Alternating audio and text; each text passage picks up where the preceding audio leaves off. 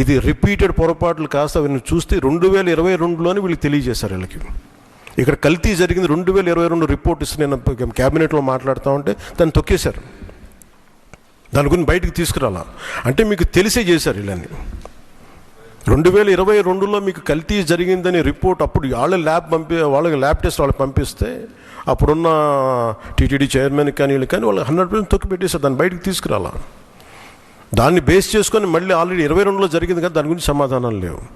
ఇవన్నీ తెలిసి కూడా మీరు అయోధ్యకి కల్తీ లడ్డులు పంపించారు. మీరు ఇది విశ్వాసాల మీద మీరు కొడుతున్న దెబ్బ. ఇది మీ ఆలోచన ఏంటి అది అనేది మీరు తెలుసుకోవాలి. అందుకే మీరు భగవంతుని మీద పగ పెట్టుకున్నవాడు ఎవడైనా సరే, 7 కొండల వాడి మీద పగ పెట్టుకున్నాడు ఎవరైనా సరే మట్టి కరిచిపోతారు తప్ప, మీరు ఇలా బుకాయించుకొని చేసిన తప్పులు క్షమాపణ వేడుకోండి తప్ప మీరు కూర్చోబెట్టి మేము క్షమాపణ, మీరు భగవంతుడికి మీరు క్షమాపణ చెప్పాలి, 7 కొండల వాడికి మీరు క్షమాపణ చెప్పాలి.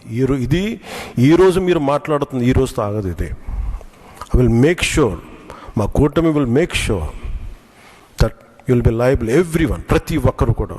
ఇది ఎంత టైం పడుద్ది, ఏం టైం పడుద్ది అనేది సిబిఐ ఫర్దర్ రిపోర్ట్ రావాలి, అది కేసులోకి మన కోర్టులకు వెళ్ళాలి. అన్నీ అయిన తర్వాత ప్రతి ఇది అయితే మేము 100% దీన్ని వదలం.